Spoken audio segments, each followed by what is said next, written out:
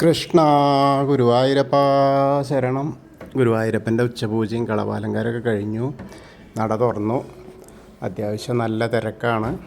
വൈശാഖം നാളെ തുടങ്ങുകയാണ്. അതിൻ്റെ മുന്നോടിയായിട്ടുള്ള തിരക്ക് തന്നെയാണ്. നമുക്ക് തൊഴാനായിട്ട് പോവാം. ആദ്യം തന്നെ കിഴക്കേ നടയിലുള്ള മഞ്ജുളാലിനെ ഒന്ന് പ്രദർശനം ചെയ്യാം.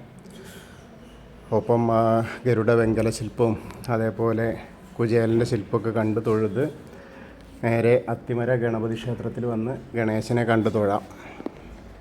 അത് കഴിഞ്ഞ് നേരെ ഗോപുരവാതിൽ കടന്ന് അകത്തേക്ക് വരിക. അത് കഴിയുമ്പോൾ അകത്തേക്ക് കയറുമ്പോൾ ആ വാതിൽ വലിയ ബലിക്കല്ലും അതേപോലെ ഗജരാജൻ കേശവൻ്റെ 2 കൊമ്പുകളും നടുക്കുള്ള ലക്ഷ്മി ദേവീനെയൊക്കെ ഇങ്ങനെ കാണാം. അത് കഴിഞ്ഞ് നമ്മൾ ഗോപുരവാതിൽ കഴിഞ്ഞ് ആ വാതിൽപ്പടി കയറുകയാണ്.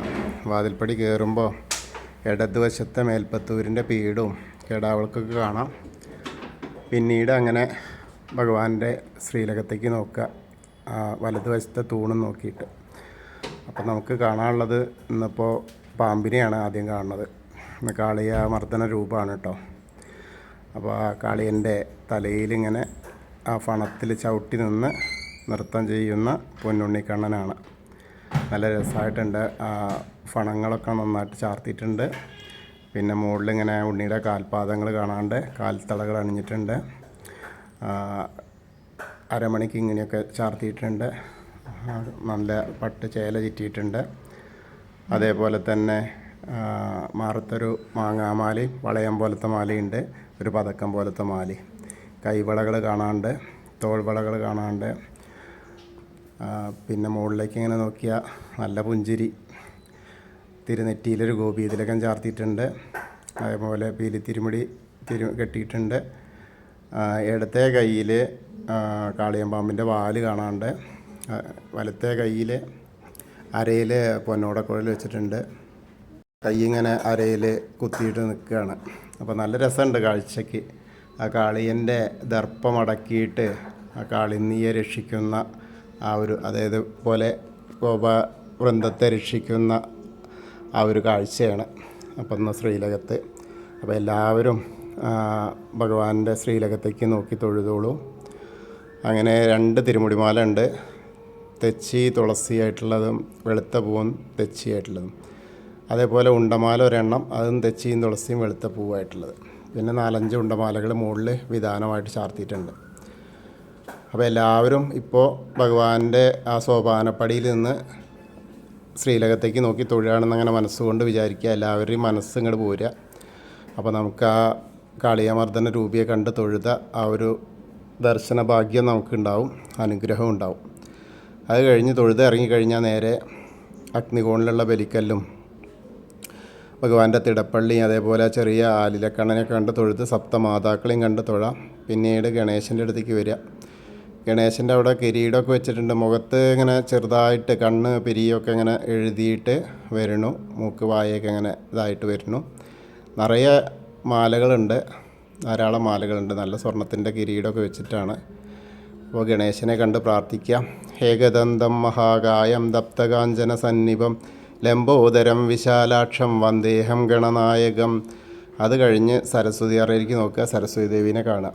സരസ്വതി നമസ്തുഭ്യം വരദേ കാമരൂപിണി വിദ്യാരംഭം കരിഷ്യാമി സിദ്ധിർഭവതു മേ സദാ. അത് കഴിഞ്ഞ് അവിടുന്ന് ഇങ്ങനെ വരുമ്പോൾ ആ കോർണറിലെത്തിയാൽ ചെറിയ ഗണേശനെ കണ്ടു തൊഴാം. മത്സ്യം, കൂർമ്മം, വരാഹം, നരസിംഹം ഉള്ള രൂപങ്ങളൊക്കെ കണ്ട് തൊഴുത് മേൽശാന്തിൽ അവിടെ ഒതുക്കനിരിക്കുന്നുണ്ട്. ഒതുക്കൻ്റെ അടുത്ത് നിന്ന് അർച്ചന പ്രസാദം വാങ്ങാം. അത് കഴിഞ്ഞ് നേരെ വാമന രൂപവും ഗജേന്ദ്രമോക്ഷത്തിൻ്റെ രൂപമൊക്കെ കണ്ടു തൊഴാം. പിന്നീട് അങ്ങനെ അനന്തശായിയായ അനന്തപത്മനാഭനെ കണ്ടു തൊഴാം. അവിടെ നിന്ന് വെളുത്ത പൂവാണ്, പിന്നെ കുറച്ച് ചുവന്ന പൂവുണ്ട്. അങ്ങനെ അനന്തപത്മനാഭനെ കണ്ടു തൊഴുത് പിന്നീട് നമ്മൾ ഗരുഡാരൂഢനായിരിക്കുന്ന മഹാവിഷ്ണുവിനെയും കണ്ടു തൊഴാം.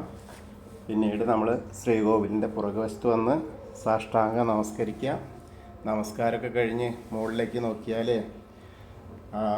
നരസിംഹസ്വാമിനെ കണ്ടു തൊഴാം.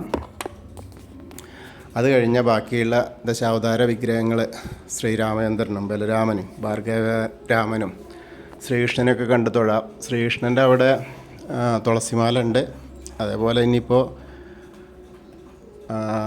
മുരുകൻ്റെ അടുത്ത് നോക്കാം. മുരുകൻ്റെ അടുത്തും നിറയെ ഭസ്മം ചാർത്തിയിട്ടുണ്ട്. അതുപോലെ ഹനുമാൻ സ്വാമിയുടെ അടുത്ത് ഒരു പൂവുണ്ട്, കുറച്ച് കുങ്കുമം, വളരെ കുറച്ച്, മാലയില്ല. ഹനുമാൻ സ്വാമിയെ കണ്ട് പ്രാർത്ഥിക്കാം. ത്വമസ്മിൻ കാര്യനിര്യാഗേ പ്രമാണം ഹരിസത്തമ ഹനുമാൻ യജ്ഞമാസ്തായ ദുഃഖക്ഷയകരോ ഭവ മനോജവം മാരുതതുല്യവേഗം ജിതേന്ദ്രിയം ബുദ്ധിമതാം വരിഷ്ഠം വാദാത്മജം വാനരയൂതമുഖ്യം ശ്രീരാമദൂതം ശിരസാ നമാമി. ബുദ്ധിർബലം യശോധൈര്യം നിർഭയത്വം അരോഗത അജാഡ്യം വാക്പടുത്തം ഹനുമസ്മരണാത് ഭവേത്. ഓം നമോ ഭഗവതേ ആഞ്ജനേയായ മഹാബലായ സ്വാഹ. അത് കഴിഞ്ഞ് നേരെ രാധാകൃഷ്ണ വിഗ്രഹവും കാളിയമർദ്ദന രൂപവും എണ്ണക്കണ്ണനെയൊക്കെ കണ്ട് തൊഴുത് ഓവിൻ്റെ അവിടെ വന്ന് പ്രാർത്ഥിക്കാം.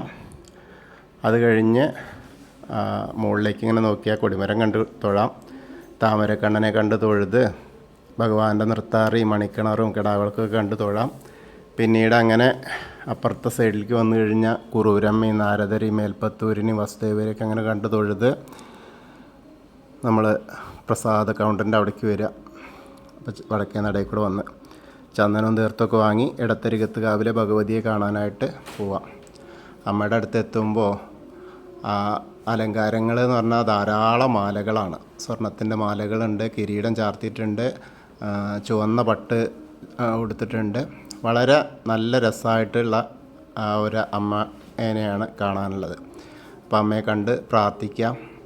സർവമംഗളമാംഗല്യേ ശിവേ സർവാർത്ഥസാധികേ ശരണ്യേ ത്രയംബകേ ഗൗരി നാരായണി നമസ്തുതേ. അമ്മയെ കണ്ട് തൊഴുത് അവിടുന്ന് വരുമ്പോൾ ആ കോർണറിലെത്തിയ വടക്ക് പടിഞ്ഞാറ് ഭാഗത്തേക്ക് നോക്കി തിരിഞ്ഞ് നിൽക്കുക. മമ്മിയൂരപ്പനെ മനസ്സിൽ വിചാരിക്കുക. നമശിവായ നമശിവായ നമശിവായ എന്നുള്ള പഞ്ചാക്ഷരി മന്ത്രം ജപിക്കും ചെയ്യാം. അതിനുശേഷം നമ്മൾ നേരെ കൊടിമരത്തിൻ്റെ അവിടെ വന്ന് വീണ്ടും ഭഗവാന്റെ ശ്രീലകത്തേക്ക് നോക്കി കാളിയമർദ്ദന രൂപിയെ കണ്ട് തൊഴാം, നമസ്കരിക്കാം. അത് കഴിഞ്ഞ് നേരെ കൂത്തമ്പലത്തിലും പോയി തൊഴുത് നമസ്കരിക്കാം. പിന്നീട് അയ്യപ്പസ്വാമിയുടെ അടുത്ത് പോയി അയ്യപ്പസ്വാമിയെ കണ്ട് തൊഴുത് പ്രാർത്ഥിക്കാം.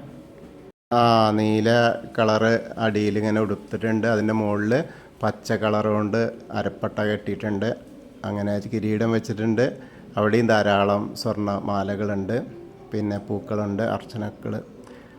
അപ്പോൾ അയ്യപ്പസ്വാമിയെ കണ്ട് പ്രാർത്ഥിക്കാം. ഭൂതനാഥ സദാനന്ദ സർവഭൂതദയാപര രക്ഷ രക്ഷ മഹാബാഹോ ശാസ്തേ സ്തുഭ്യം നമോ നമ.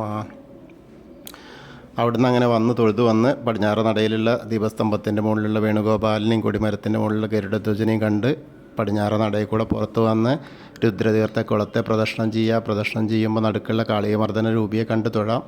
പിന്നീട് അങ്ങനെ പൂന്താനം തിരുമേനി പൂജിച്ചിരുന്ന ഉണ്ണിക്കണ്ണൻ്റെ വിഗ്രഹമുള്ള നാരായണാലയത്തിൽ പോയിട്ട് തൊഴുതു വരാം.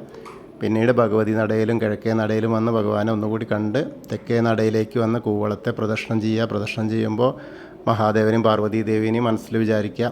അപ്പോൾ നമ്മൾ ഇന്നത്തെയും ഗുരുവായൂരപ്പൻ്റെ ഉച്ചപൂജയും കളഭാലങ്കാരമൊക്കെ കണ്ടു തൊഴുതു. എല്ലാവർക്കും ആ ഗുരുവായൂരപ്പൻ്റെ അനുഗ്രഹം ലഭിക്കും. കൃഷ്ണായ വാസുദേവായ ഹരേ പരമാത്മനെ പ്രണതക്ലേശനാശായ ഗോവിന്ദായ നമോ നമഃ. ഹരേ കൃഷ്ണ. ഗുരുവായൂരപ്പാ ശരണം.